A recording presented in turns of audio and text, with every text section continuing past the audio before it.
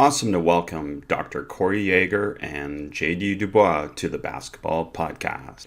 Both Dr. Yeager and JD believe that mental health is a critical component of team success, and both have been on a mission to normalize the conversation around mental health in sports. Dr. Corey Yeager is currently a sports and entertainment life coach and psychotherapist. He most recently worked as a psychotherapist for the Detroit Pistons. Dr. Yeager has been instrumental in helping NBA players with their mental health. Dr. Yeager believes that mental health is critical to learn success and works with coaches to create a supportive environment for players' mental health. Dr. Yeager has a PhD in clinical psychology from the University of Detroit Mercy and is working with merging of his two passions, athletics and therapy. JD DuBois is an assistant coach for the Los Angeles Lakers. He joined the Lakers in 2022 working under head coach Darvin Ham. Prior to joining the Lakers, DuBois served as an assistant coach for the Detroit Pistons and the Toronto Raptors. DuBois is known for his work in improving mental health resources for athletes. He believes that the mental health is a critical component of team success and has been on a mission to normalize the conversation around mental health in sports. JD and Corey, welcome to the Basketball Podcast. JD, why don't we start with you? Awesome to connect in person. And when I reached out about doing this podcast, you suggested we bring Dr. Yeager on, and what a great idea. Let's explain maybe to the audience why you are both here together. Yeah, first and foremost, Chris, I appreciate the opportunity to be on your platform. I obviously tune in often, and there's just a vast amount of information that coaches provide, and I hope to do the same. Dr. Yeager has been a huge instrumental part of my coaching career and a lot of other coaches and players, and just thought it was important to not only talk about coaching and basketball, but talk about the lens from a mental health, from a psychotherapy standpoint that Dr. Yeager brings, and then look to educate coaches on how, even though you may not be a therapist, there are some tools that Dr. Yeager has that can allow coaches to be more holistically supportive of the athletes that they have, especially with the social media era that we're in. There's a lot of different underlying struggles that our athletes are dealing with, and the more we can be prepared to support them, I think the better our game will be holistically. Well, I love that. And I love particularly the focus on giving coaches practical tools to be able to do this in light of not having someone like yourself, Dr. Yeager. I mean, that's the ideal, that we have someone like you. But if not, then we'll talk about what we do. But let's first talk about you, Dr. Yeager. What is a sports and entertainment life coach and / psychotherapist? I think the bottom line is in psychotherapy, it's really engaging and supporting folks mentally, emotionally, socially. And that's really the work that I do in the entertainment realm, in the sports realm, especially with players and coaches and front offices, because what we all know is that everyone has struggles. We all do. Every person in this world has struggles, but oftentimes those major athletes who end up being coaches oftentimes are taught to hold those things in. Don't talk about that. That's vulnerable. That may not be a good thing, but that doesn't mean that they don't have those struggles. So having an opportunity to support those folks like coaches on the coaching staff is extremely important in the work that I do on a day-to-day basis. So, I mean, JD, you're in the NBA world on a daily basis. I mean, this seems to be something that is gradually being normalized more. That this acceptance of this and this vulnerability that Dr. Yeager talked about, this is becoming more normal to talk about. Is that true? Yes, and I think Adam Silver has done an unbelievable job of just his innovative understanding of the importance and mandating that each team have at least one mental health professional. And honestly, I had the benefit of working with Coach Casey, who provided our staff with a mental health professional before Adam Silver even mandated it. So being able to, one, work in a league where the commissioner values it, but then on a smaller scale, for me to work under Coach Casey in Detroit, and even when we were in Toronto, he's always cared about this side of the game. And I can see in the day-to-day players that are able to feel comfortable and get that support, it helps them not only on the floor, but off the floor as well, as they manage just the day-to-day life of a professional athlete. And Dr. Yeager, I mean, it seems obvious. We want our players to be the best version of themselves in every aspect of their life, not just on the court, but maybe give us a really understanding of the value of bringing this full circle for players and to be able to support them in this way. Well, what we know is just like anything else, any other endeavor, when players are playing and practicing and moving through their day-to-day lives, the struggles they have outside of the court may likely find themselves onto the court. But we can't really tell. So it's quite different than physical injury.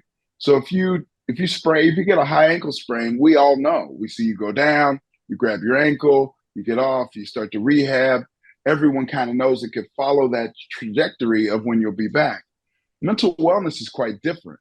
No one really knows what you're struggling with mentally. So if you have some anxiety or if you have some depressive symptoms, you can mask them. And most people move through life finding the ability to mask those symptoms. But that doesn't mean the impact is not showing up on the court or on the field. So the importance of having someone that may start to recognize those symptoms, those little things that someone may be doing, and being able to target those conversations in such a way that can be supportive of and understanding of what that young person is going through or what that coach is going through, I think makes all the difference. Because then away from the court, we can begin to address those issues, engage, have conversation about those issues, and hopefully diminish those symptoms that may be appearing. So I think that is the importance of having this type of support mechanism and having someone like JD. So I was with JD for 5 seasons in Detroit. So JD is not only a coach, but he really engages into that mental wellness side. So he's utilizing the understanding of that psychology in sports, not only as a player, but as a coach to be supportive. Well, in JD, I mean, you're not doing it for this reason, but from the outside looking in, you are positioning yourself, and I think there's tremendous value to this, as a progressive coach for the modern era, because this is something that, again, in the past might not have been a part of a coach's toolbox, so to speak. So there's a conscious process there, I'm sure, to be able to educate yourself, to position yourself for future coaching opportunities, isn't there? Yeah, there's a reason why when most people have an iPhone, when the update comes up, we usually in the next week or two, we make sure we update because we want the newest features when it comes to coaching and just understanding of people. Like the research is kind of glaring at our faces that from a basketball standpoint, that decision-making and making sure you have variability in your workouts is like, there's just so much research that lends to maybe we should pay attention. And then there's just so much evidence and support that the human, not even the athlete, the day-to-day human has struggles that we don't see. And if we can help them manage those and we can help them work through them and heal through them, then we know the other systems of their lives will be impacted. And for me, coaching is such a collaborative relationship that if I can both be the X's and O's game plan, present what's happening on the floor, but I also have a deep understanding of not only what you may be struggling with, but I have some modalities and some tools to help you. I think one, on the front end, I can be a bridge between the clinician and the athlete. And then long term, I can potentially become the coach and the clinician at the same time. And now the coaches who are on the floor day to day, I'm also the person who has the educational background because currently I'm getting my master's in sports psych and then want to eventually go on to a PhD as well. But if the athlete can do his vitamin and his early workout with me at 9:30, and then we can also spend 15 casual minutes, me giving him therapeutic tools over the course of a season and over the course of a career, I just think that it truly impacts the athlete long after they leave our organization. Just on that point, I was going to bring out the parallels between skill acquisition, motor learning ideas that, have existed for 30, 40, 50 years with well-researched documentation and still just so much incredible resistance to applying these ideas. And the iPhone example is great. But Dr. Yeager, that's got to be one of the biggest things to overcome is these historical and cultural norms that exist, not just in sport, but in society, especially around, being vulnerable. Yeah, I think it's just the stigma of mental wellness that we deal with in our world. That is treacherous territory for us to all work through. I do believe that this newer generation is much more demanding that mental wellness be on the table than former generations. I'm a former football player, got concussions, had smelling salt, told you to get back on the field. That was just it. That if you could still walk, you were upright, you're going to play. Those are no longer the ways in which we move. But in terms of mental wellness, I think one of the things, I think coaches can be anxious about engaging this mental wellness, right? Like, how's it going to help us? Is this therapist going to be engaging and pulling things out from this player that I don't know about? So I get all of those things, but I'm also reminded then anytime we think about anxiety, because that's one of the things that players and coaches deal with more than really anything that I've seen in the last few years. I'm reminded of an idea that says that we suffer more in imagination than in reality, right? So if we're anxious about something, that means we're suffering about something that may happen in the future. We don't know if it's going to happen or not, but we begin to suffer from it, right? Now I'm anxious about it. Now I'm thinking, well, what if this or that? But the moment has never even come yet. So we're beginning to suffer from things that are not even real. So if we can start to slow things down, stay in the current moment, engage with ourselves in the current moment, I think that we all will benefit from that. And that's what we talk about. JD talks about a lot. I talk about a lot with players and coaches, is staying in the current moment, engaging with self, better understanding who we are, and then moving forward. One thing, Doc, I got a question. From a coach's lens, I know this is a big thing in the coaching community of, okay, I do want to understand and be cognizant of the mental health and the mental wellness space, but we are also in a performance business. And I don't want to feel like I'm coddling the athlete. I don't want to feel like I'm not making sure that they're being gritty and tough-minded. Mm-hmm. How do you balance, okay, I want to understand what they're going through, but I also don't want to baby them or cater too much to them to where now they don't have the same approach of what we consider a hard-nosed player. Yeah, I think there's a thin line between the two, right? There's a thin line between the two of those spaces. I think what we have to do is better understand the person as opposed to just seeing the player. Hey, I need this kid on the floor. This is what he gives us on the floor, right? I'm not going to coddle him. We need to get all that we can from him. I think that's always got to be important in any major sport. That has to be part of the agenda because that's what pays the bills. But what is new, what the newfound space that we're playing with is, but I also need to understand who that man is. I also need to be able to support who that person is as a man.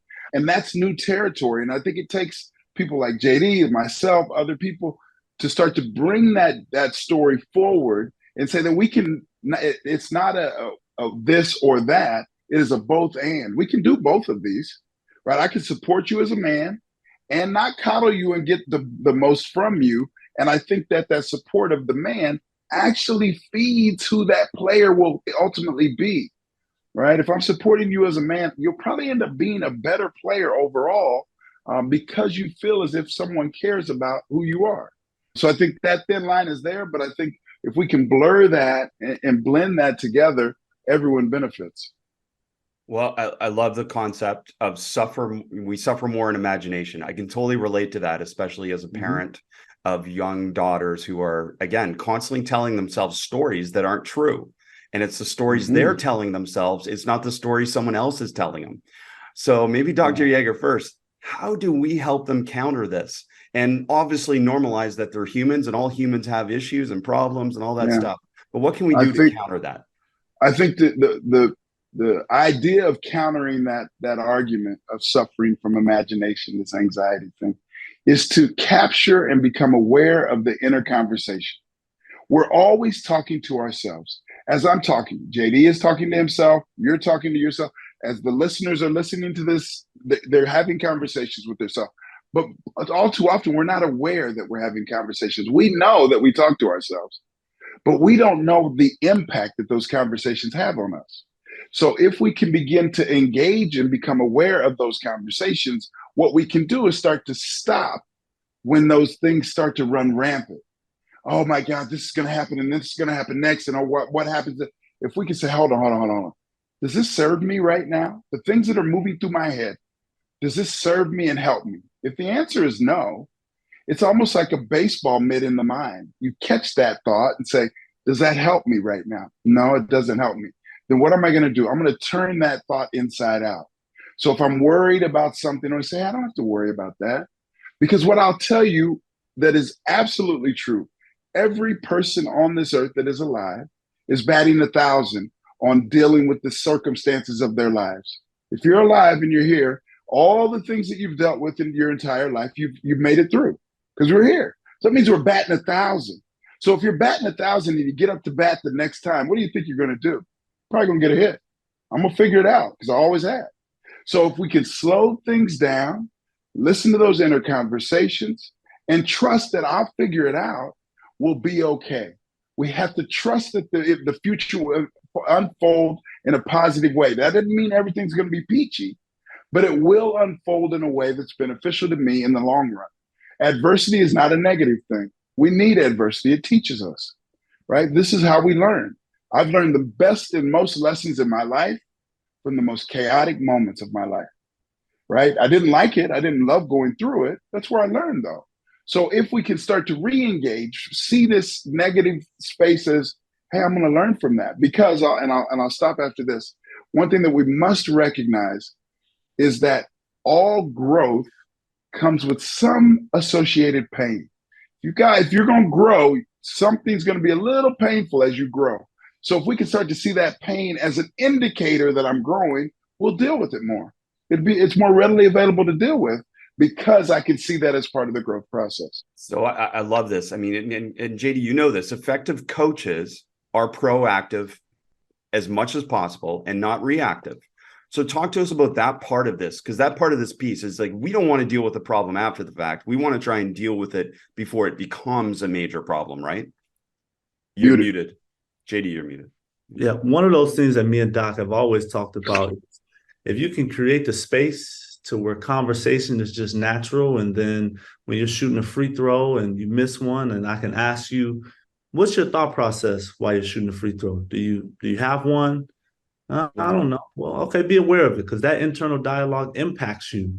Okay, if you see a player consistently reacting to the refs or a missed shot, like, how can I create a space of conversation to where now I can educate them on certain language that allows them to be more aware? And to your point, the proactive, don't wait until there's an issue or there's a struggle or there's a 5-10 game slump, because we know at some point your internal dialogue, your thoughts, your perspective is going to influence your performance. We know it. It's coming.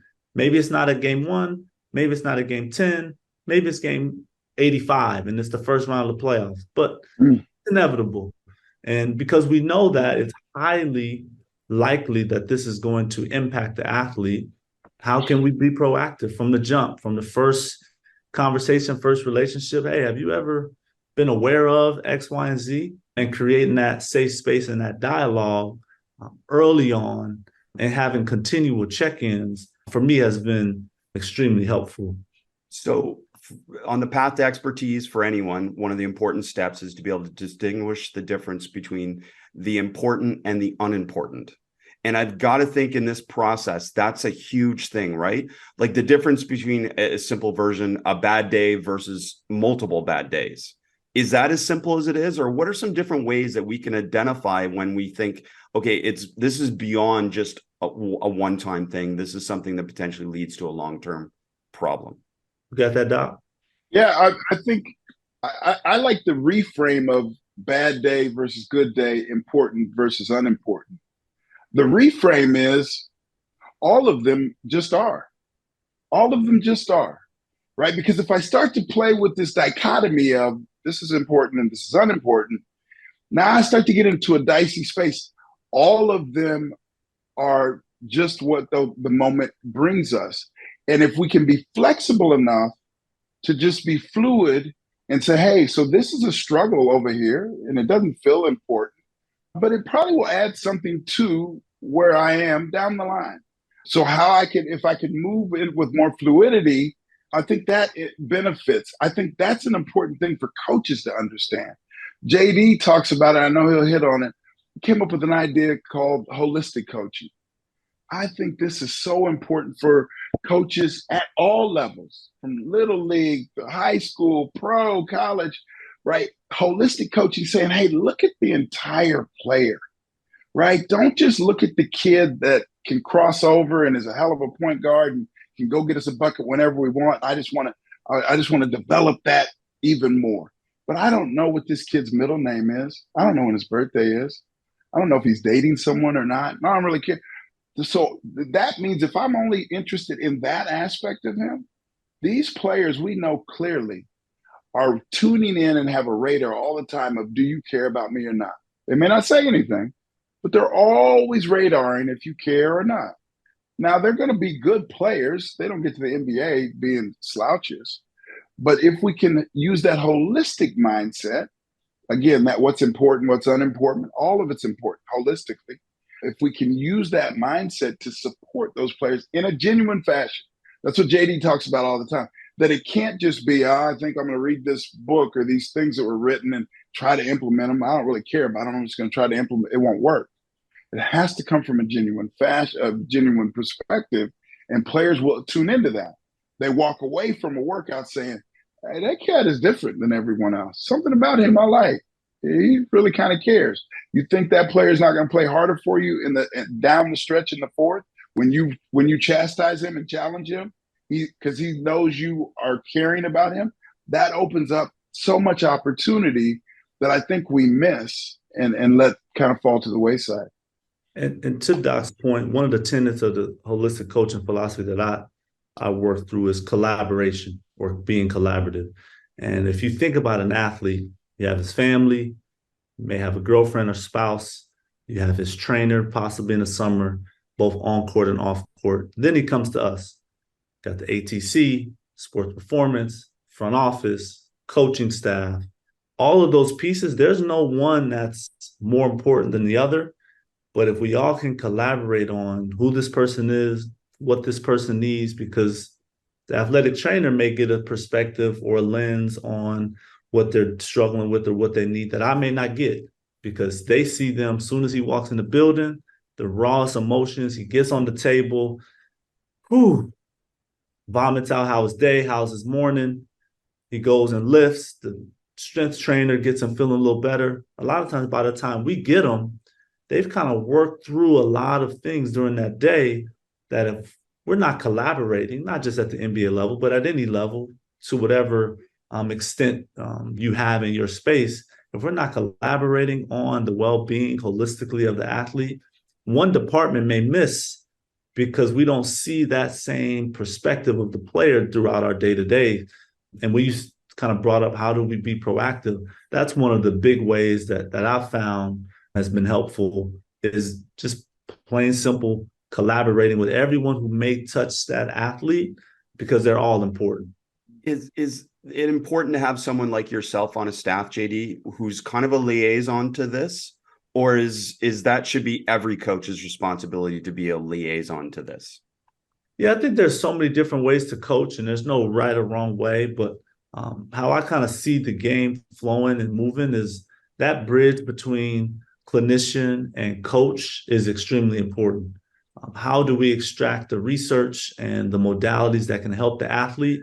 But then also, how do we give them language that they can understand in the here and now? And things that may be, I can draw metaphors from being on the court. So when you talk about things that are unimportant or important, or what should I pay attention to, and certain actions, I'm only reading either the low man or who's at the nail.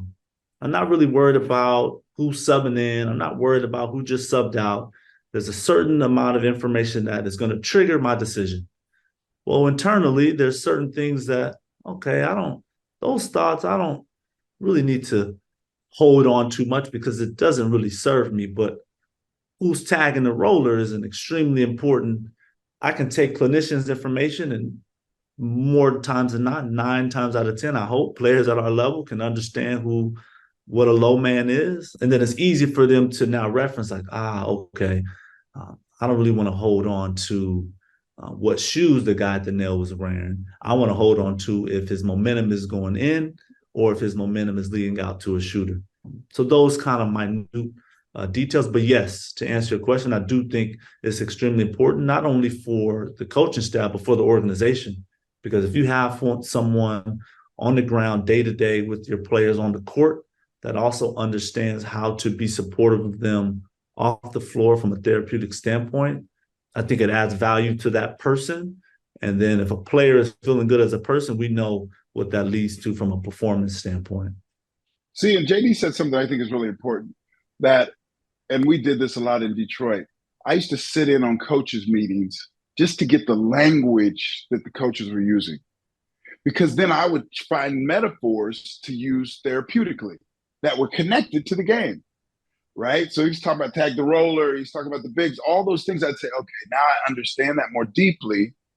And how can I use that therapeutically when I'm talking to a player? I can use that metaphor to explain something that's going on in their lives, right? So now all this linguistic piece starts to be fully connected. Now the language that we're using on the court, off the court, the coaches are using with the players. Now I've adapted that language to talk about your relationships and what's going on off the court. So now all of it starts to be much more seamless, because we know metaphorically, if we talk metaphorically, that's the reason that we use metaphors to be able to transition that information in a way that someone else can get. So finding that ability, I think, was really important, and we utilized a lot and still do. So I visited a college program, and they brought in a mental health professional to talk to the team. That's great. It has to go beyond that, though, doesn't it? And that's what I kind of most often am exposed to. Yeah, we have a mental health professional on campus, or we have a mental health professional that talk to the team. The ideal situation is what you just talked about, Dr. Yeager, which is what you're embedded, you're there, but the reality is not, right? So can you talk a little bit about what is possible if we don't have the resources that we would say in the NBA? Yeah, I think that embedded, and again, I'm biased, so I'm not just saying whatever. I'm biased. You can be biased. That's what we're here for. I'm biased in this conversation, but I do believe that embeddedness is critically important, because in an organization and a university, wherever you are, it's tough for players to have someone that they don't know that may be really qualified, but they don't really see very often. And now all of a sudden a player is having a struggle, and here comes this person I've never really met. I think they introduced this person in camp 4 months ago. I don't even remember their name. And now I'm having a struggle, and here they are saying, hey, so let's sit down and talk. I don't know you. I have no idea who you are. I'm not going to share this stuff with you.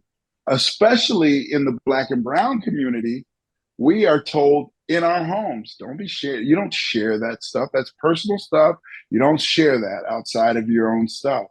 So figuring out how to become more embedded, become more part of the team. That's what I thought in Detroit. And I said it to Coach Casey, and he was a champion for this work, is that I want to become part of the team.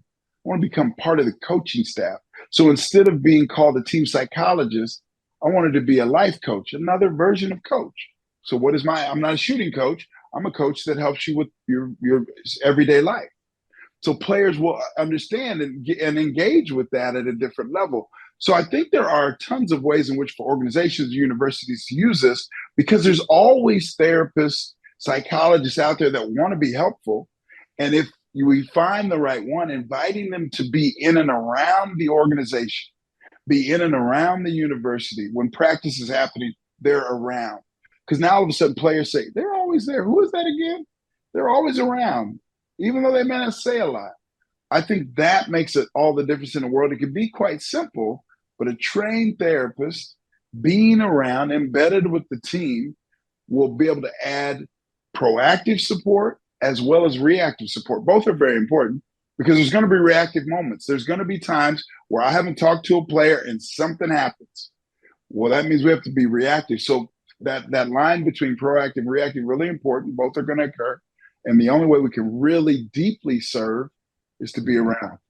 And to your point, Chris, those areas where they may not have the resources, first thing that came to mind is we have a program down in LA with 360 Sports. It's an AAU program, small inner city group led by Danny Walker. And what we do is we go in a couple times a year and talk with the parents, and we talk with the coaches and the youth athletes. They're between 10 and 9 and 12 years old, and providing those youth athletes with some perspective and speaking with the parents and the coaches as well, just to give them baseline understanding, baseline awareness of how they can be supportive of the athlete, because to your point, they may not have someone who can be around on the day-to-day level, but if the coaches and the parents can be intentional about, okay, let me grasp a little bit more information so that I can be aware just on a baseline level and create a certain environment or a certain space. We've gotten really good feedback. Again, we're not able to be in those spaces on a day-to-day level, but the fact that we do come in kind of that every once in a while, but the coaches and the parents are so connected and collaborative amongst each other with the information that they've received. Now they're able to kind of be that liaison between Dr. Yeager, clinician, and the youth athlete, even at 10, 11 years old. So I'm all for this because we got to get beyond the one-time article every year in The Athletic talking about a player coming out and saying they have mental health problems, right? This has got to be more normal for everyone to understand. And for you talking to some of those kids, they probably never even heard of this before. So you're bringing awareness to them. And I think in understanding both of you, the way you're talking, one of the first steps to all of this is to bring conscious awareness to players. What are some next steps then, Dr. Yeager, beyond that? Well, so let me just back up. Please. Anytime, one thing that we must recognize that anytime we attain any level of consciousness, the thing that we know, good or bad, is we never get to turn it off. So if a coach becomes aware that the importance of mental wellness, they're never going to be able to turn that off. They're always going to be thinking about it. It's going to always be on. So I think that first level is the critical mass of understanding. We must become aware of the importance of supporting our players and our coaches from a mental wellness perspective. After we get there, I think it's about integration. How do you integrate this mental wellness aspect into the organization, into the university? If you think about universities, there's probably on campus a psychology department with tons of young people that are doing and learning psychology and professors that are engaged. That means you have a wealth of opportunity right in your own space to say, hey, let's sit down. I've now become aware that this mental wellness thing is something that we really have to focus on. Now let's sit down with the psychology department and the professors there, say, how can you all serve us? How can you be supportive of us? How can we have 2 or 3 of you that start to travel with us sometimes on away trips when we go to Ohio State, and you're just around just in case kids need support? I think that is that next step of figuring out how to integrate, because I think that's the struggle. Consciousness occurs, but then figuring out how to integrate it's hard. So I think that is the most critical step, because once you integrate, you find the right people and integrate, now it begins to blossom, right? I think the flower blossoms once that integration occurs. And that doesn't mean it's always easy, but I think that is the step that most people should follow after having that conscious awareness. It's something that I feel has kind of helped me, even as I kind of put together the tenets for this holistic coaching space, is really 4 areas that I focus on the daily. We already talked about collaboration. So collaborating with family, friends, ATC, sports performance, the person they work out with in the summer, get a clear, holistic understanding of who the athlete is, being flexible. Some days I come in and I got 12 clips that I want to show over the last couple of games, but I can sense that you aren't really feeling the state of either how you're playing. And today, even though I feel you need it, I got to be flexible and say, okay, you know what? I'll just watch this pregame. I don't need to watch it now. I'll watch it pregame. Maybe we go on the floor. Maybe we walk through some of the same possessions that I was going to show you on film. The next one is intentional. Like, can I be intentional each day on the language that I use, the language that I pick up on? Okay, what are the common themes of complaints that this athlete has? Is that in your control? Is it not? But being intentional about picking up on those things. And then the last one is mindful. One, as coaches and for myself, can I be mindful of, am I bringing anything from my personal life to the gym that's now impacting the energy and the vibe of this player? Because we're all human. We have our own struggles at home. And if I'm not mindful of that, man, today I'm not having a good day. Now this player that's struggling, who may have a little anxiety, feels that from me, or I'm giving him feedback that's really rooted in my struggle. Probably not that helpful. And then on the flip side, can I be mindful of body language changes? Okay, he used to really be with the group post-practice. Now he's just going straight to the locker room. Pre-game, he used to sit after his shooting time and kind of talk with the group. Now he's just going back. Like if I can do that on a day-to-day basis, there's a better chance, there's no guarantee, there's a better chance I can catch what may be coming 10 games from now. I could catch it in 2 games because on a day-to-day, I'm just, okay, I'm downloading information to be supportive and helpful. And we don't have to get to game 30, game 35. And now there's a huge blow up. So that's really kind of my tangible day-to-day perspective that I think has allowed me to be able to be proactive in that space. There's this, I think it's getting better. I'll say that first, but there's still this thing that exists in coaching where the coach is supposed to know the answer. The coach is supposed to be able to solve the problem. And that pressure from whether it's media or administrators or stuff like that. And I've had it even phrased like bringing me in to consult. One coach said, my AD would see that as a weakness. And I'm like, we've got to get beyond that, don't we? We don't have all the answers as a coach, JD, do we? And we need people like Dr. Yeager to be able to help us become better at what we do. Yeah, no, as a coach, we're coaching, but we're really learning. We're constantly being students of the game. That's the only way we can develop. And we're trying to guide the athlete to be able to find the answer. We're not going to always be able to present because the game is so unpredictable. Life is so unpredictable. If I can give you the tools to be able to read what's in front of you offensively, I don't know if he's going to run you off the line. I don't know if he's going to force you to the middle. I don't know when the weak side is going to come. But if I can create variability in your development as a player, you'll be able to manage those decisions. The same as life. If I can give you a variety of tools to manage, I don't know when you're going to have a breakup, but if we can understand, okay, what can I control? What can I control? I don't know when someone in your family is going to pass, but if I can build the habit of slowing down, taking a deep breath, being present, then when those things arise, which we know they're happening, I just don't know how or which one or when, but that variability and just how can I guide you to be able to find the answer on or off the floor? So JD just said something I think is really important. How do I guide you? One thing that I described and talked to Coach Casey a lot about as I got to understand my role in Detroit, I said, Coach, I think what I am is I do a lot of therapeutic support with players. But if you've watched The Godfather, there's a guy that is what they call the consigliere, right? In the mafia, they would call it a consigliere, an advisor. Right. And if we had many times people move up the ladder and then you get to high positions and all the way up the ladder, you've had advisors. Now you get to a highest position, you don't have an advisor. You don't have anywhere to turn to say, hey, what about this? What do you think about that? So part of my role started to be with that front office or coaching staff is an advisor saying, hey, I just want to ask you, did you think about this? I'm curious, Coach, what are your thoughts on this or that?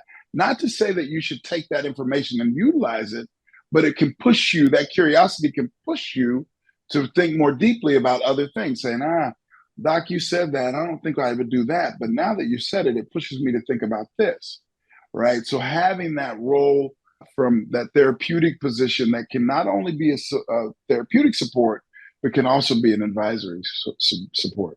Let's use Dwayne Casey as the avatar here. He identifies there's a potential mental wellness problem issue, whatever we want to say. Is it as simple as him saying, hey, listen, you should go talk to Dr. Yeager? Or if JD's on my staff, I say, hey, go talk to JD.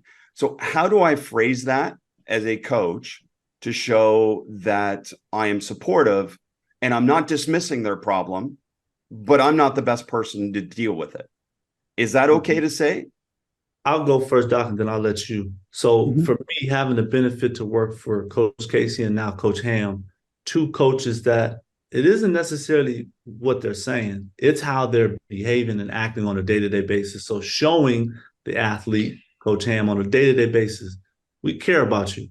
We're about winning. This is a championship organization, but who you are, how your family is doing, checking in on you, checking in on your family consistently, and letting you know, look, we have support all over this building in any area of life. If you ever need it, let us know. Pulling guys to the side on a day-to-day basis. Like, I think I've had the advantage of working with two head coaches that their genius, one of their geniuses is caring about people on a genuine level. And as an athlete, they feel, okay, this dude is asking about my family every day, or this dude is making sure pregame he's walking out and sitting with me and just kind of talking about life. To me, that's been the start to players being more comfortable because the head coach is somebody who they know cares about them holistically. And Doc, I'll kind of let you go into any more Yeah. details. But No, I think that's exactly the point. I think to say specifically how this could occur, I think there's a number of ways it can occur. It could be that a coach goes to a player and says, "Hey, you may want to go holler at Doc." It could be that a coach comes to me and says, "Hey, have you noticed or seen, or maybe you want to talk to player X, Y, or Z?" Right? It can go either one of those ways. I think the smoothest version is to do things like when the team comes together after practice, the coach is talking to the team as a head coach saying, "Hey, I want y'all to know we all have struggles. We all have things going on." And you may be speaking very directly to one player, but you're talking to the whole team. "Hey, I know we all have things and struggles and things outside of here. I just want you to know, hey, I think Doc is here to be available for all of us. Anything y'all need, doesn't have to be, you can schedule with him. His number's up on the board over there. If you want to hit him up." So I think there's a different version and different ways in which you can engage with that to get support for your players. And I love that. I mean, that aspect of it is obviously helping them make them aware that obviously this is a normal part of your day-to-day life. So then going beyond that, if I'm a high school coach, let's put our high school coaching hats on. What are some recommendations specifically to high school coaches to be able to create this environment in terms of a mental health environment for players to be vulnerable, to be able to speak up, to be able to seek solutions to potential problems? I would Well, say I would just say the safe space. So when you're 14, 15, 16, and you're not sure, am I able, who can I go to? Who can I talk to about this? If the athlete understands, okay, my coach cares about who I am, they're going to be more comfortable communicating when they may be struggling. To me, that's always felt like step one. Can we create a space where the athlete isn't suffering in silence and they feel like they have someone that they can communicate with? If the environment is such that maybe every once in a while we have our small group conversation, 30-minute conversation with the group, and we just talk about life, house school. Maybe you do 3 or 4 players at a time. Maybe you do individuals. Sometimes you do the whole team. Give me one word that describes how you're feeling today. Just an exercise. I'm feeling nervous. Then you get a common theme. 8 out of the 12 players have said, I'm anxious. This is what happened. I won't go into that. 8 of the 12 players said, okay, so now I know that the common theme of my group is anxiety. But the only way that I found that out is I created a safe space. I made it normal that, hey, we come together and we talk about things. That to me has been an extremely important part of the youth sports culture, is just letting them know, like, we're here for you. And this is going to be consistent. Just before you go, Coach, or Dr. Yeager, are those individual conversations, JD? I think it could work in a variety of ways. Some individual, because every player isn't going to be comfortable sharing in front of the group. Some smaller group to where you have your seniors, then you have your freshmen, players that probably are having similar experiences. Maybe you have your starters, and then you do larger groups. So in those small group conversations, it may be a little more intimate. And then everybody knows, hey, we're all in this together, and you'll be able to touch each person's comfortability. Some are comfortable large group, some are comfortable small group, some need the one-on-one. But I provide a space, regardless of which area you're comfortable with, to be able to communicate how you may be struggling on or off the floor. Dr. Yeager. Yeah, to add to that, and I think JD hit it on the nose. To add to that, if a head coach sees this as important, because a lot may not yet see it as important, but the ones that do, they have to. You can engage in the community around you to find support.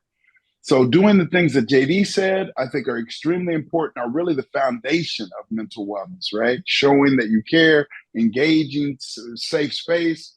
But you can also, even in your high school, there's probably a school psychologist or a school counselor that probably has some skill sets that you could go to and say, hey, I'd love for you to come talk to my team. So tell me some things that you think could be important. Even if they don't come talk to your team, they can help give you information, thoughts on, hey, you may want to touch on this or on that.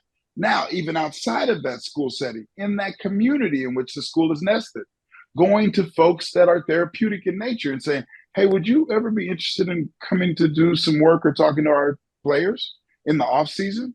Right. So there's tons of ways, and many people will do that pro bono. I do a lot of pro bono work in high schools. I do 3 or 4 high schools at this point right now in Minneapolis that I go do pro bono work, right? That I want to, it's my community. I'm not going to charge you $500 for an hour to go talk to your team. I'm going to come support you. But if you don't engage or inquire or ask about that, many times you're not going to find it out. So I think that's another addition. So I guess for me, the thing that we talked about a few times here is that show them that you care.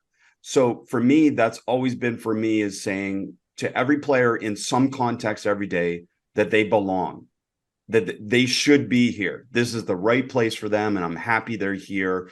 And somehow connecting that and making it, as JD said, building it into that safe space. What are some other actionable, practical ways to be able to create that openness or that safe space for players? Yeah, I think that the way that safety is built is similar to trust. It doesn't happen overnight. You have to show me over and over and over. Think about the people that you trust the most. That didn't happen in 2 minutes or 2 days. Right? It took time. So that means consistency becomes the critical endeavor. That I have to consistently say, hey, I'm here for you. And I'm showing up every day. I'm here for you. I want you to know I'm here for you. You may not want to talk about anything right now, but I'm not going anywhere. I'm here. So how do you, over time, build that trusting relationship that can then turn itself into a more deep and more complex space? So I think that is the key component, right? That is the thing that you have to do. You have to show up every day. You have to verbalize to those around you that you care and that you're about this work. Hey, I know that this mental wellness thing is something that's really important. It has become important to me. I wasn't important last year. I didn't really deal with it, but now I really see it as important. I want you to know that we're here. And I'm putting some things around us. I'm having some folks come in and talk about it. So all of a sudden, players would say, not only is he saying things on a consistent basis, but now he's bringing people in to talk about mental wellness. There's all kinds of things that are now starting to occur. Now that builds trust, right? And over time, players start to say, okay, so you really are about this. Now I might find the ability to be more vulnerable in this space. That safety is grown upon itself. So I think that trusting endeavor over time becomes the most important. Yeah, to just briefly add, I 1000% agree. The consistency in which you approach the support and not allowing their performance to cause you to pull away. Obviously, we know high school, high-level college, pros, it's a performance-based sport. If you win, you're a good coach, you move up, you get more opportunities. If you lose, you don't have a job, it's hard to feed your family. We understand that. But the players have really nothing to do with whether we should be supportive or not. If he's playing well or playing bad, we're still showing up. I'm here for you. You need to sprint back and transition defense. You need to be able to understand personnel when you're closing out to someone. Those are important. And I'm going to stay on you about that. But I'm also going to stay on you about making sure you're taking care of all of the other systems in life. And something that I've seen at both the collegiate, even feedback from collegiate athletes and professional athletes, is that support wavers and is kind of dependent on their performance. And that's when the trust becomes a little dicey because, dang, you were supportive the first 20 games when I was potentially all league. I sprained my ankle. I came back. I wasn't really the same. You're not taking the same amount of time to talk to me. Now it's going to be hard for there to be any consistent trust over the course of time or seasons. I know I struggled at this early in my coaching career, my collegiate coaching career, was even though I was aware of psychological safety and the value of that and mental health and the value of that, mental wellness, all these different things, I found myself talking about them in abstract ways rather than concrete ways and very direct ways. And I felt that my coaching and that inclusive environment became better when I was very direct with the words and the terminology and not, again, trying to make it abstract. And that's kind of what I'm reading in between the lines about a lot of the things you're saying here, is that it's okay to use the words mental health. It's okay to talk about psychological safety in exactly that way. And this is a normal part of everything that we're doing. And admitting that you don't have all the answers to this stuff, right? I think that's a critical thing to do to the players and people that are around you and your staff. I don't have all the answers to this. Coach Casey said all the time, I don't have all the answers. So, and especially in the realm of mental wellness, it's why we have Doc here.